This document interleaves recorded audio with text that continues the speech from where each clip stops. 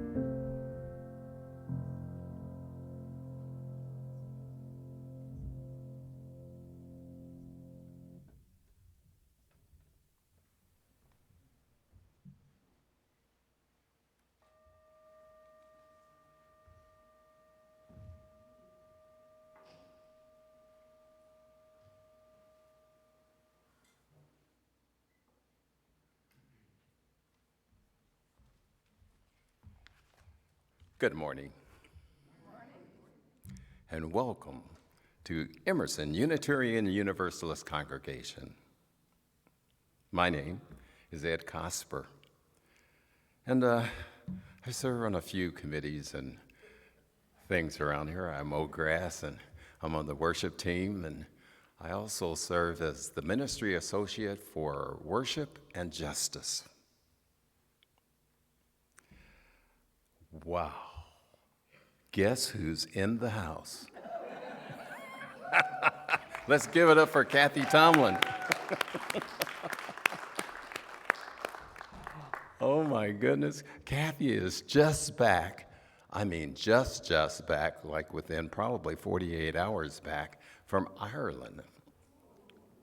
Oh my gosh, she was telling me today that she had an opportunity to go to Ireland where her father was born. And she got grandfather. And she had an opportunity to stand on the same ground, to be at the same places where her family comes from. Wow, how special.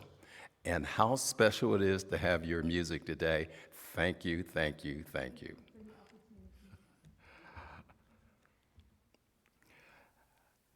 I'd like to acknowledge the fact that we are a non-creedal congregation and all are welcome. As a Unitarian Universalist congregation, we welcome a wide variety of theological and spiritual beliefs. We honor the inherent worth and dignity of each and every person. You are welcome here. I'd like to also extend a welcome to those who may be joining us for the first time. A special welcome for those who are visiting us who are returning from an absence. And we hope that you will all be nourished in heart and mind by our service today. And now, rise in body and spirit as you are able and join in the singing of hymn 346. Come, sing a song with me. You'll find the lyrics up on the screen.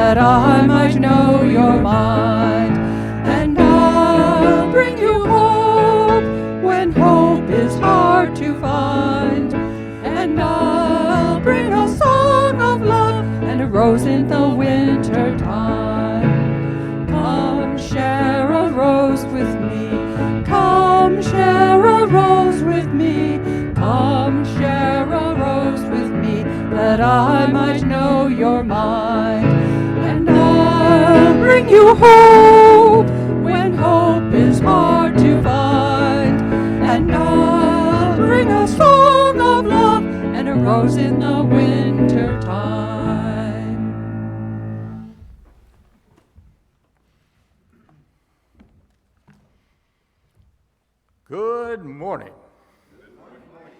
My name is Michael Myers, and I am the chairman of the Building IT Committee member of the bass section when the choir is in full force. And I am also an associate of membership. Yeah, here you go. Each Sunday, we pause to light candles of acknowledgement and remembrance. We light a candle in recognition of the Cherokee and Muskogee nations of people who lived on this land for centuries before us. We light a candle in remembrance of Africans who were enslaved on or near this land and in this country. We acknowledge the suffering and destruction caused by the acts of violence that were perpetrated against them, and we commit ourselves to bring a people who will not allow such atrocities to continue. May these candles humbly remind us of our interconnection and impact of our collective actions. May there be healing in all nations of people. Each Sunday, we also light our chalice. Its light is a symbol of Unitarian Universalism and a reminder of our commitment to be a beacon of love and hope in the world. Today's chalice lighting words are a quote by an unknown person. A father is neither an anchor to hold us back, nor a sail to take us there, but a guiding light whose love shows us the way. Now, in the spirit of beloved community, let's greet and welcome each other in fellowship and worship as we share our congregational affirmation. We need not think alike to love alike. Those in the sanctuary, feel free to move around and to offer a greeting to others. For those online, please use the chat to introduce yourselves and unmute to say hello.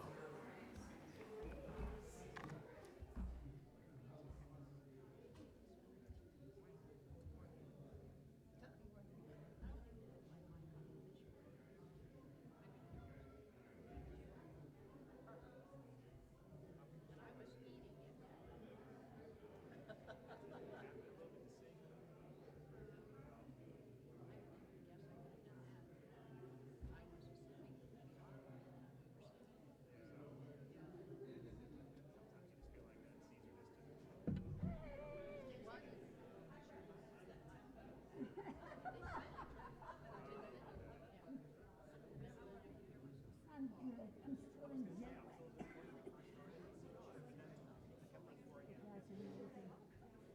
amazing. It was.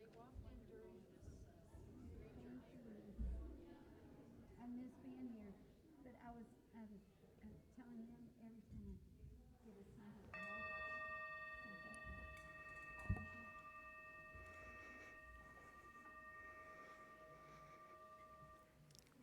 Good morning to you. I'm Melanie LeMay, and I'm a member of the pastoral care team. At this time, we pause to reflect on and share the joys, sorrows, and concerns in our lives. So I invite you to use this moment to pause, take a deep breath, notice what's on your heart today, and think, are there joys enlivening your spirit today? Perhaps there are sorrows or concerns that you carry with you today. So allow this to be a time when you can give them some space. You can hold them with gentleness and with compassion. Now, take another deep breath in and out as Mike lights our candles of care, including our vigil candle, lit to acknowledge our troops deployed all over the world. This light represents the light of hope for the peaceful resolution of all conflicts on our planet. And it honors the dedicated people who serve us. Now, allow yourself to receive these joys from our community. With an open heart, hold these joys in your heart. The first one comes from Reverend Deborah Bennett. She says, with great joy, she shares that her beautiful daughter, Rhea, was wedded to her beloved Roman Feoman in the Vermont mountains yesterday. From the heartfelt and beautiful ceremony to the incredible food and amazing people dancing into the night, the day was perfect. A very happy and proud mama is Reverend Deborah today. From Kathy Tomlin, who just returned from Ireland. She had dinner with Elaine Haskins while she was in Ireland. And Elaine sends greetings to all of you and much love, especially to the choir. Wynn Scow has an especially good joy today. She and Jim have celebrated their 50th wedding anniversary. The big day was on June 17th, Friday. And we would be remiss if we didn't share this last joy from Michelle Rowan. We want to say and recognize all the fathers today. It's Father's Day. But especially, Michelle wants to recognize their wonderful dad, Cliff. We love you.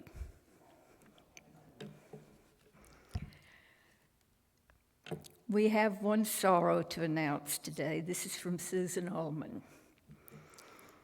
She says 2 brothers-in-law of hers are dealing with very uncomfortable cancer treatments through the summer. She's concerned about them and hoping that they deal successfully with their medical interventions.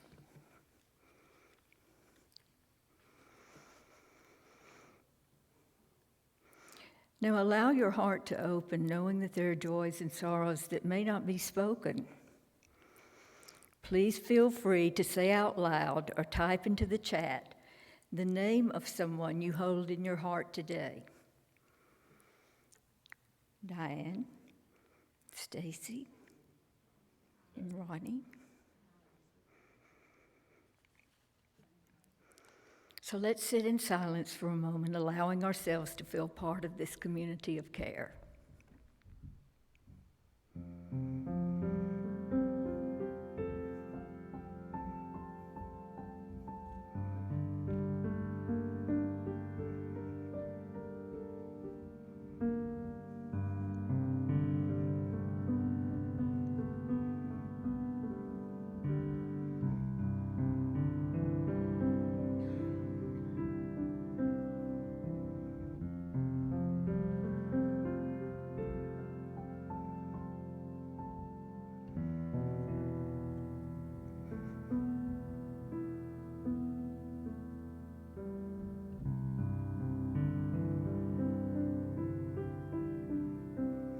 Let's send out our heartfelt, caring intentions to all beings everywhere and to ourselves by offering the Buddhist prayer of loving kindness.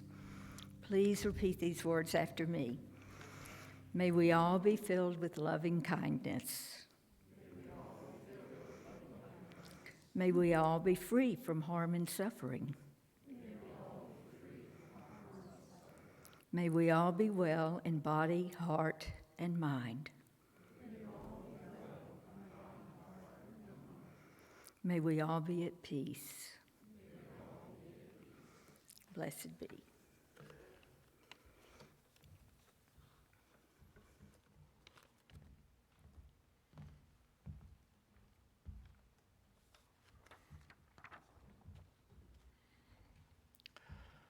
One way we seek to live our lives is by partnering with others, organizations who work to bring love, kindness, and justice to the world. We encourage our members and friends to support their work financially as we share our weekly collection and also engage in direct action. This month, we are in partnership with Lost and Found Youth of Atlanta. Lost and Found Youth World to work to end homelessness for all LGBTQ youth by providing them with skills, support needed to live independently. They report that over 50% of the youth they serve were rejected by their families when they came out. Lost and Found was started by a group of activists who were turned away when they attempted to place queer youth into local shelters and youth aid programs. They resolved that something needed to be done to address the immediate need, and they did it. Lost and Found Youth envisions a world where all youth feel free, safe, and supported to live and love authentically. A link to ways to give is posted in the chat. For those in the sanctuary, as the basket is passed, please feel free to offer a donation or take a card that describes the many ways to give. All donations, unless otherwise specified, are equally shared.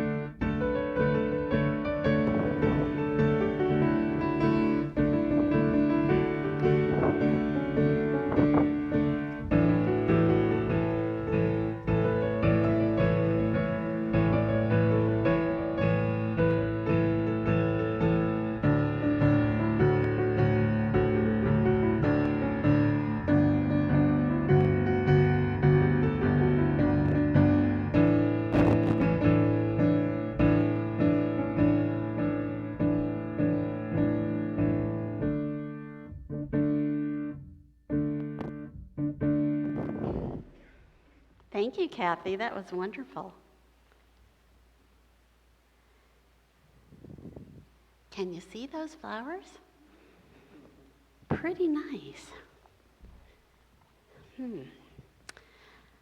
Well, normally I say, for the young and the young at heart, that I have a story for all ages.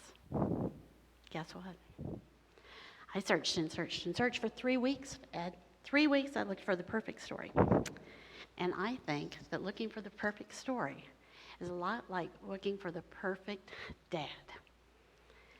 They're hard to come by, right? I looked at a book called The Wisest Man in the World, knowing that one of the big things about dads is their wisdom. I looked at books that were compendiums, that's collection, fancy word for collection, of stories. And there were wonderful stories, tons of stories about moms, not so many stories about dads. Then I thought, I'll make an angle on Juneteenth. I'll tie Juneteenth to Father's Day. You know, searching for freedom, honoring your dad. How am I going to do that? And then I thought, this is a wonderful story about a freedom quilt. But it didn't quite have a dad in it. It had a girl and a boy running away for freedom. You know how I love Jewish stories. Couldn't find a dad story there either. So then I thought I'll go into my closet, and look what I found. Now, George, if you wanted to borrow this to wear to work, I'd be happy to let you. 1967. My grandmother, Adele Burdine, now you have to say that, Adele Burdine, in Texas, she crocheted a lovely set of 2, one for my brother and one for my dad, of these very, very groovy. Poor Grandma.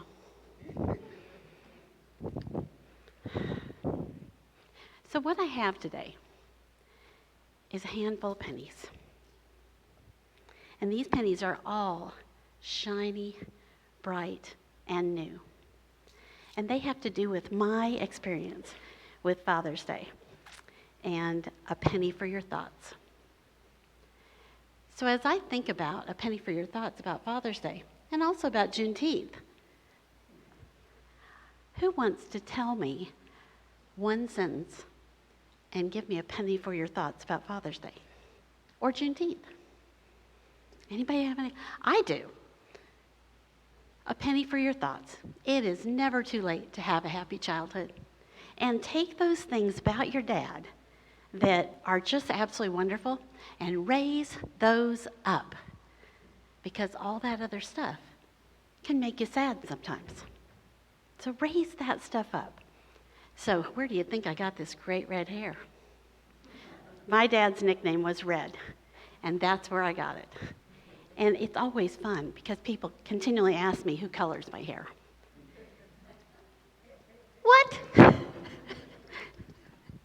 Anybody have a penny? Want a penny for your thoughts? Oh, hey, Gregor. Can I give you a penny? A penny for your thoughts about Father's Day or Juneteenth? I'll give you a penny anyway. Jim, penny for your thoughts? My dad gave me great hugs. Jim's dad gave him great hugs. That is an awesome memory. Joe, penny for your thoughts? Well, unfortunately, I never knew my father. He died when I was 2. But my mother did a great job. Awesome. Joe says that unfortunately he didn't ever know his dad. His dad died when he was 2 years old, but his mom did a great job. Now, here we go. Oh, shaking their head. Please don't come to me, Miss Beth. I was told that I would get feedback if I use that. No, Okay. I got you. Do you have a penny for your thoughts about your dad? Good. My favorite story to tell about my dad is I think I was about 7 or 8, and he took me to the movies, and it was kind of a thing that was, not done in my family. Like, we were very, very religious, so like going to the movies was just like, something we never do. And it was the James Bond movie, and my dad wanted to see it, and I got to go with him. And so we have this like secret moment that we always share together. Those James Bond movies, I went when I was a kid too, and they could be kind of racy. Anyone else? Mark, have you got a penny for your thoughts about Father's Day or Juneteenth? My dad taught me how to pet cats. Pet cats. Is there an art to that? Oh, yeah. I did not know that. There you go. Anybody else? Don't be shy. Susan? My dad had a mantra. It was 3 words, and he used it his whole life, and he told all of us to use it. It was, don't give up. There you go. Don't give up. That's wonderful wisdom. Art?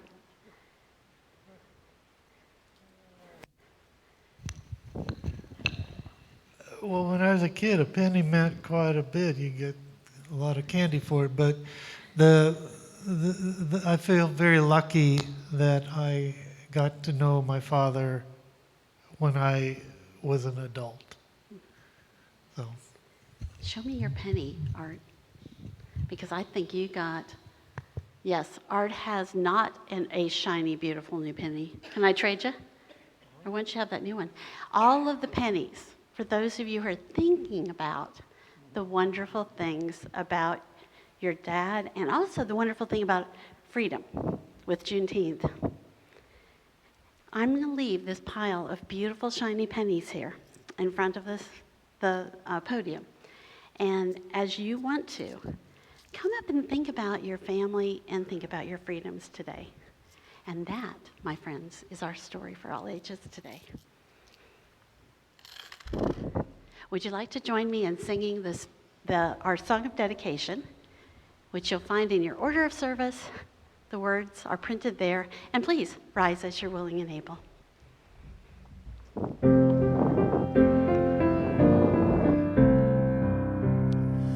Love is the doctrine of this church.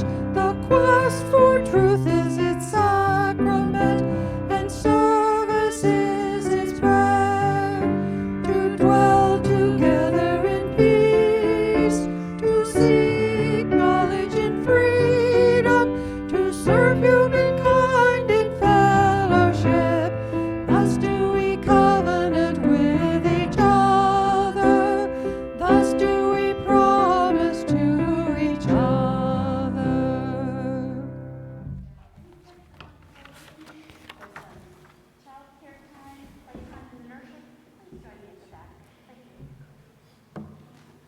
Thank you, Beth. Now we have our moment for centering. And I want to invite you guys to just take a comfortable position, close your eyes. You can make any adjustments as you need to so you can feel comfortable, but I want you to be alert and relaxed. Bring your attention to your breath, and we'll take 3 deep breaths together. Breathing in, breathing out, breathing in, breathing out,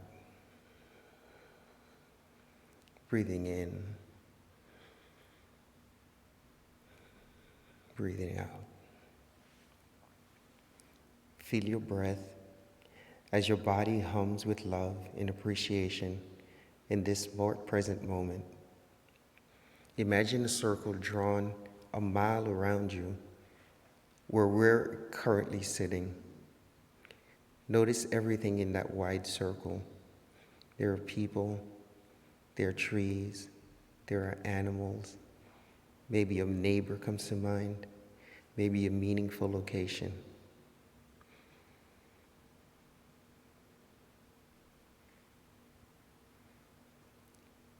Let your mind scan everything within this circle and say thank you for each of the things you can identify.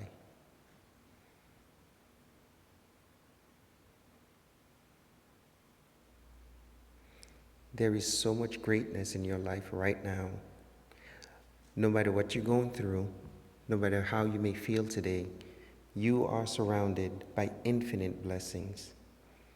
You are connected to it all. You are a part of it all. The body, the local, the global, the universal, the deeply spiritual.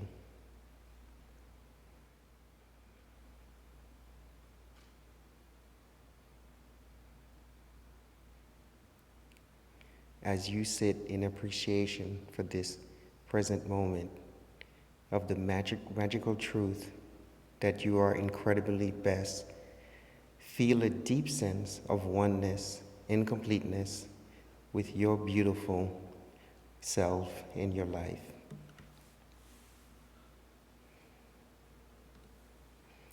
Namaste, y'all.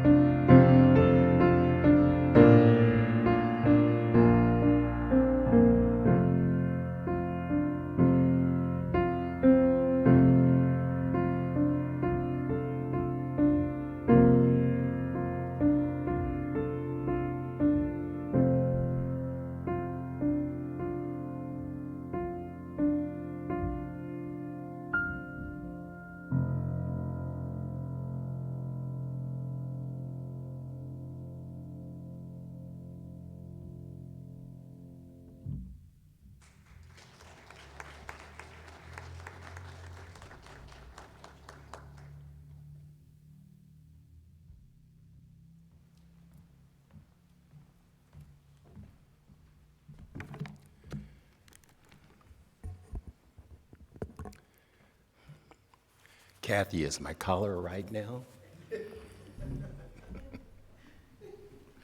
Happy Father's Day. Okay, I asked Reverend Deborah if she thought I was qualified to deliver the Father's Day message. She responded, "Well, Ed, you are a father of 2 with 5 grandchildren, and a stepfather of 4 with 10 more grandchildren, and you are a great-grandfather of 2. And remember, not only that, but you are the offspring of your father." So, yep, she said, "Ed, you are definitely qualified." I am called Dad, Daddy, Pops. I'm called the old man, Stepdaddy Eddie, Step-granddaddy Eddie, Grandpa, Pop Eddie, and also Paw Meadow. I don't know where that last one came from. I really don't, okay? But kids will call you whatever they're going to call you, and you just keep loving them. See, now, back in February of 1970, actually it was February 26th to be exact, I became a father. Oh my, was I excited. This was back when fathers weren't allowed in the delivery room. We had to sit anxiously and patiently silent with sweat dripping off our brow in the maternity waiting room, waiting for the doors to open. And then, in the flash of a second, the doors opened, the heavens exploded with grandeur, and it was majestically announced, "Mr. Cosper, you are the proud father of a gorgeously handsome son. In fact, he looks just like you." Which must mean he's tall, dark, and handsome with curly hair and glasses and a deep voice. What more could I ask for? His name would be Edward, and while I was excited and thrilled, I was afraid, nervously wondering what this new role of being a father meant for me. Was I ready? Do I possess the skills and talents to raise my child? Oh, wow. Just think, my genes created this beautiful child, and now I don't know what to do. Anybody felt that way? Well, it didn't take long for reality to set in.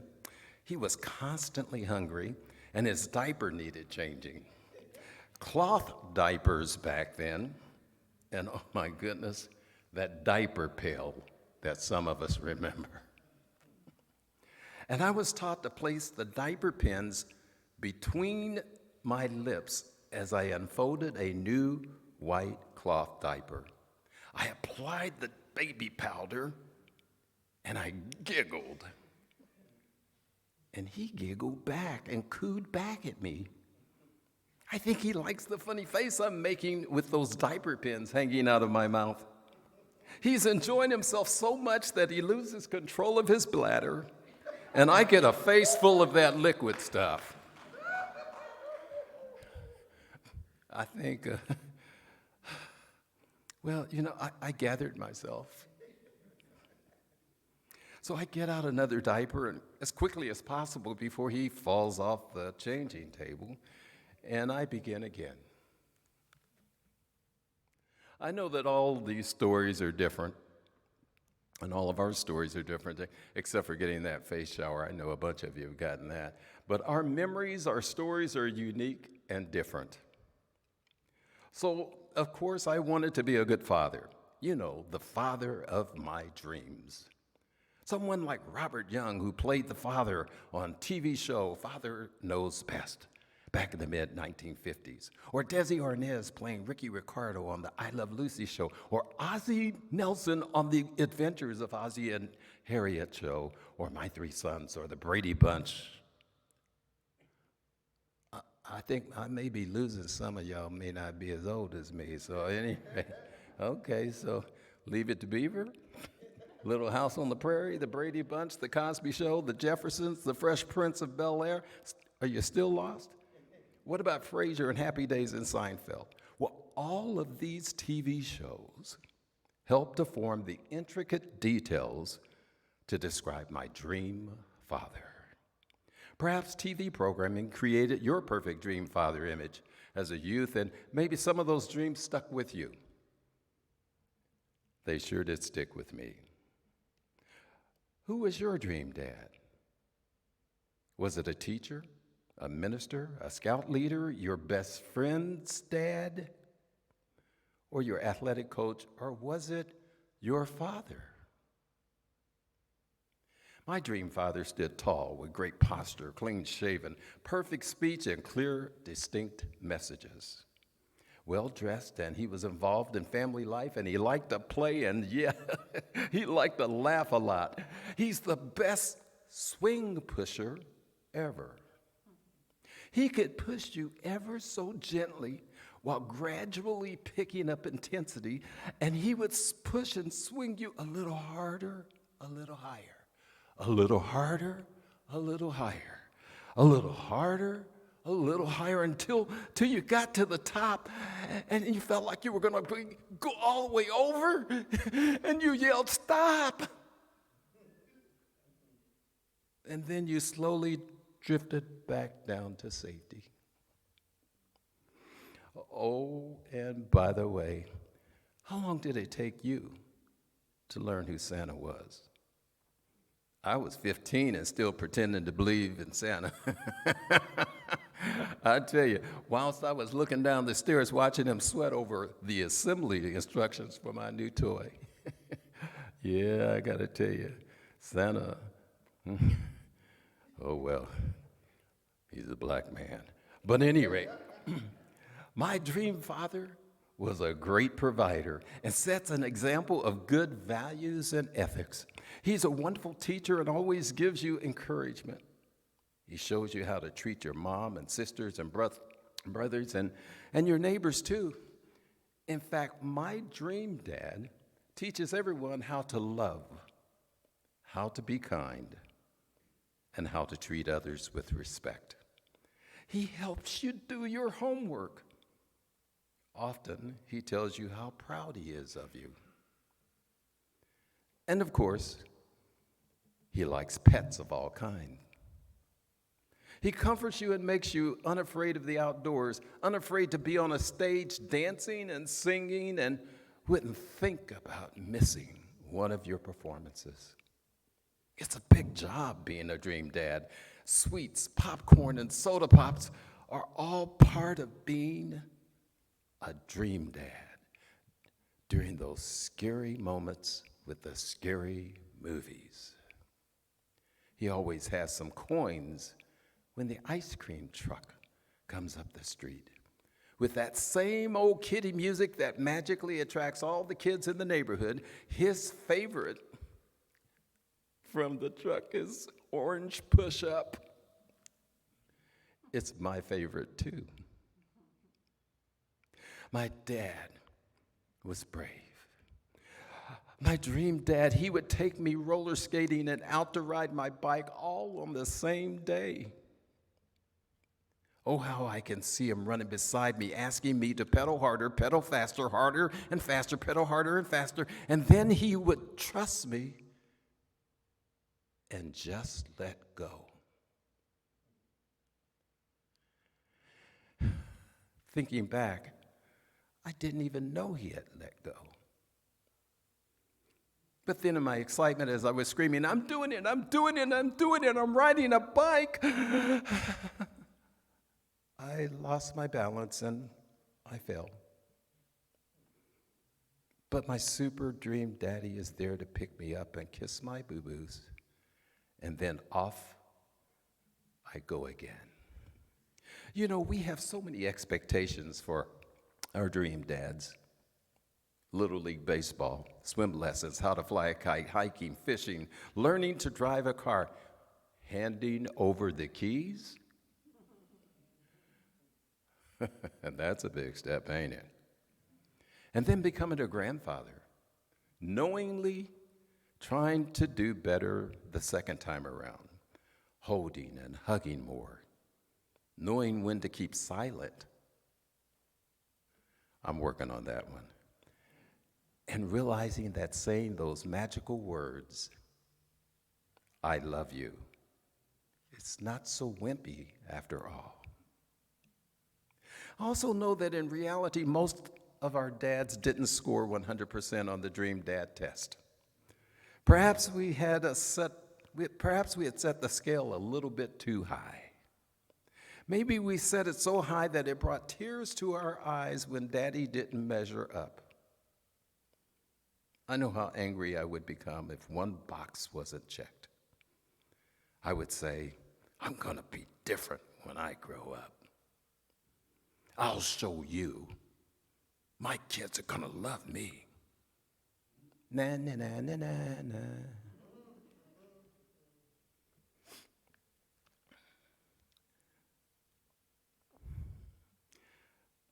My dad, like many dads, was a good provider.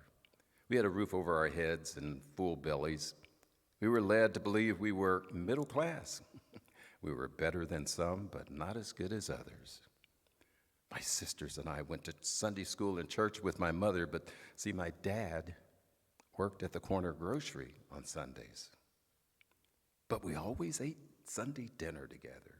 We sat in our places with Mom and Dad at the ends of the table. My grandmother said grace, and we began eating and talking. But my father had very little to say.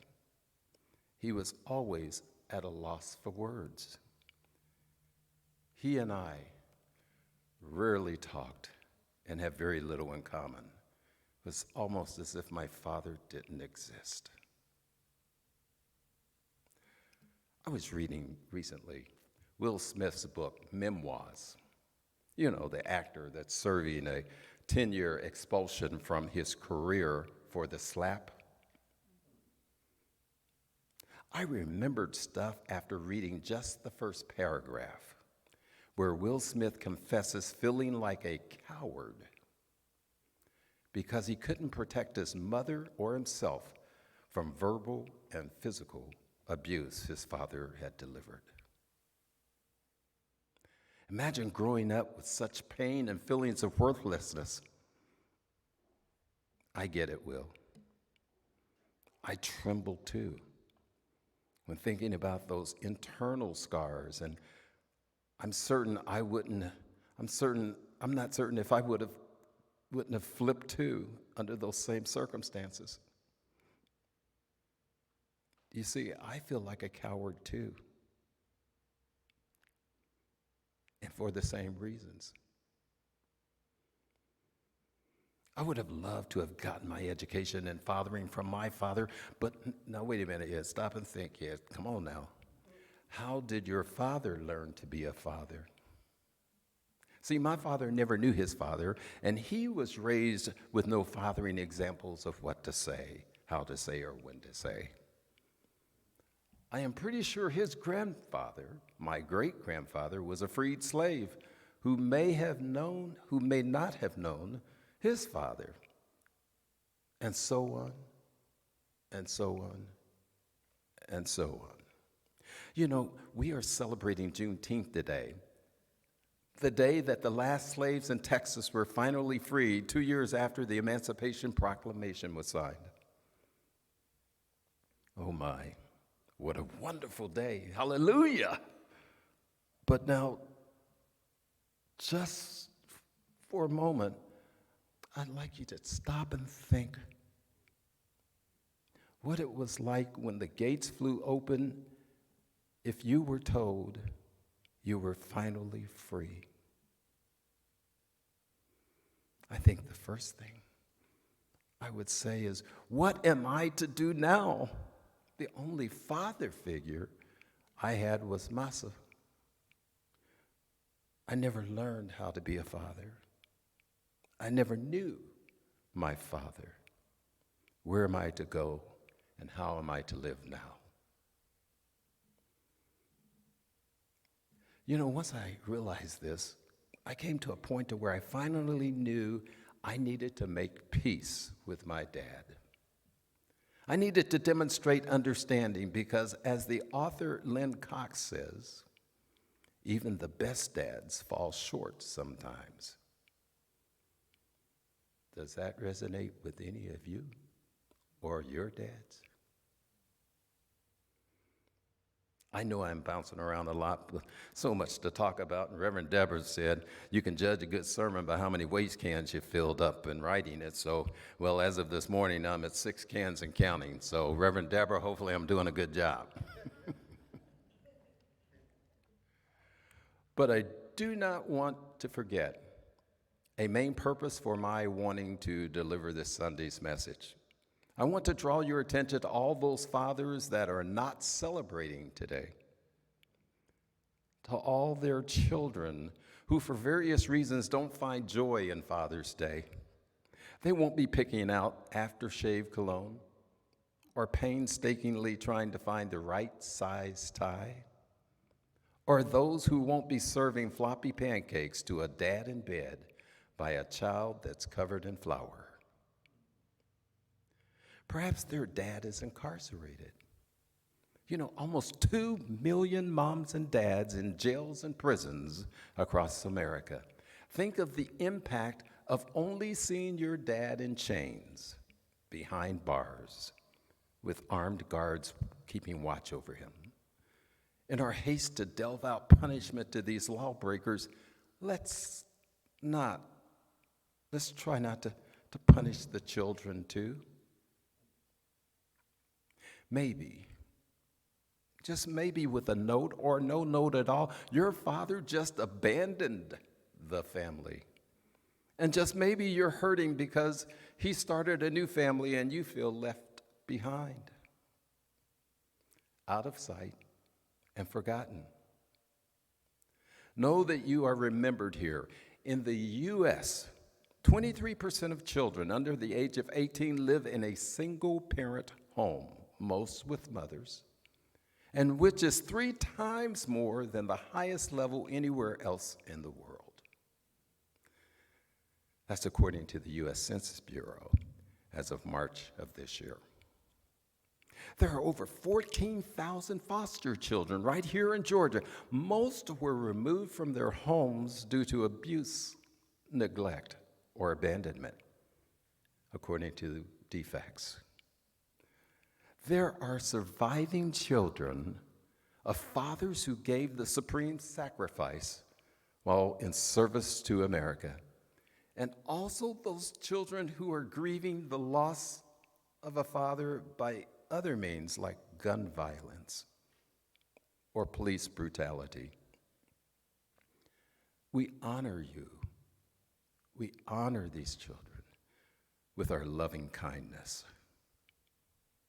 And for all the children who have found refuge in gangs, or who act out in schools, or who are critically damaged from holding in all that hurt, pain, and anger, with our hearts wide open, we offer you our compassionate love and caring intentions.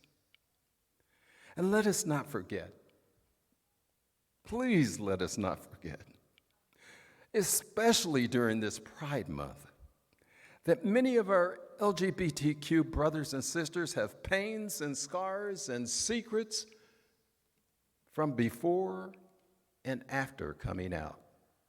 So many secrets and so much pain. You are welcome here. I know most of you are filled with joy and happiness this Father's Day. Some of us fathers have regrets and wish we could get another chance, another go-round, or we could check out a few more boxes on that Dream Father list. But I have one little piece of advice. If fathers could just learn to listen more without trying to fix anything. Ed, I think you're preaching to yourself.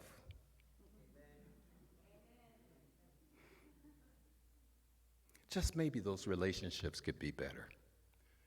And children, learn to trust and know there is more to your dad's story.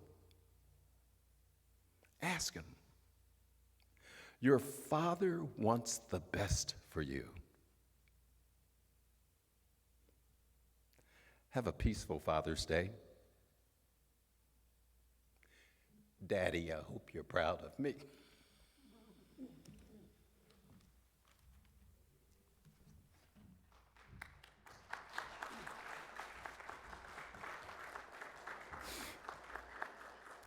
Now, as you're able, please rise and join us in singing hymn 1007, the Till hymnal, although I believe we're projecting the lyrics up on the screen.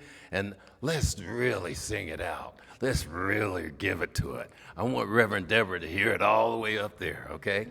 All right.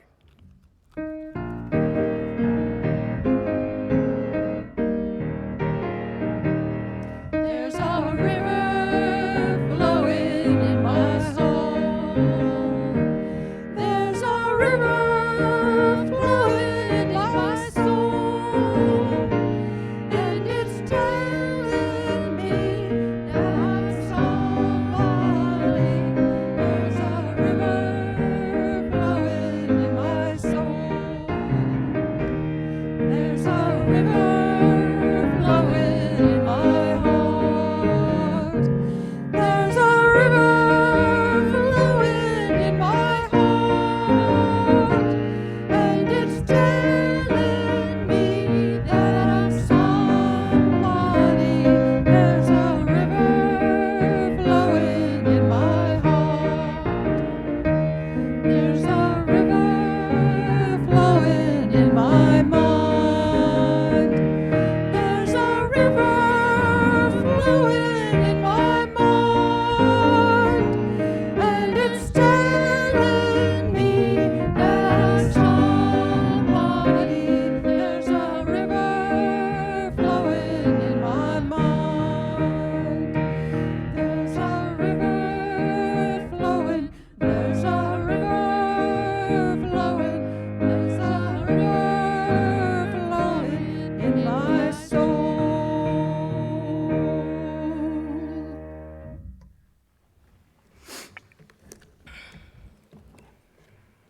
Thank you for joining us this Sunday.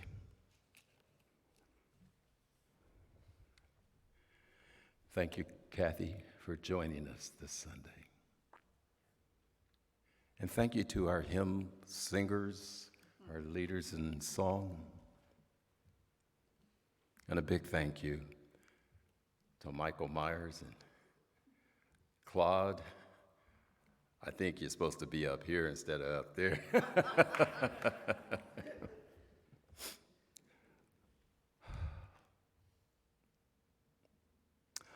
Author Lynn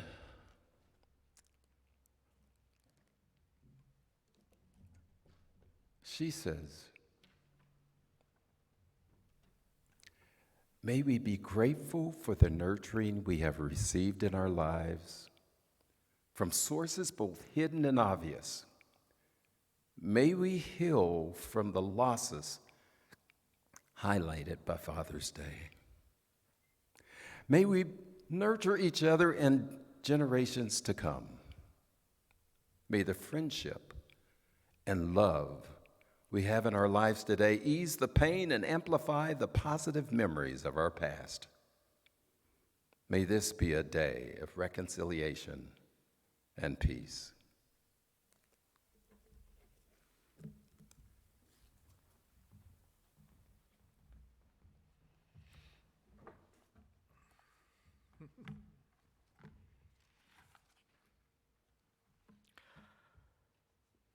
And thank you, Ed, for a very nice, inspiring Father's Day. Very enjoyable. And why am I so loud? We hope you have been nurtured in heart and mind by our worship today. If you would like to have more information about Unitarian Universalism or about participation here at Emerson, please stop at our welcoming table at the entry level, at the front entry. Bernadine is there this morning ready to meet you, I believe. That's what the name on the little pamphlet said this morning. Also, please plan to join us next week for a sermon by Jeffrey Jacoby entitled, We Are All Creators. Our chalice is extinguishing this morning. Please join me in the final words as they are posted in the chat and the order of service. We extinguish this chalice, but not the light of truth, the warmth of community, or the fire of commitment. These we carry in our hearts and out into the world until we are together again. Please join us for refreshments and fellowship in our fellowship room on the first floor near the back doors. Those of you online, please stay tuned, and you will be moved to a virtual breakout room for fellowship time. At 11:15, we are offering, I believe it's the reflections today, and other exploratory for children, youth, and adults. See your order service for the offerings. Our service is now concluded, but our connection has only begun. Please go in peace and take peace wherever you go.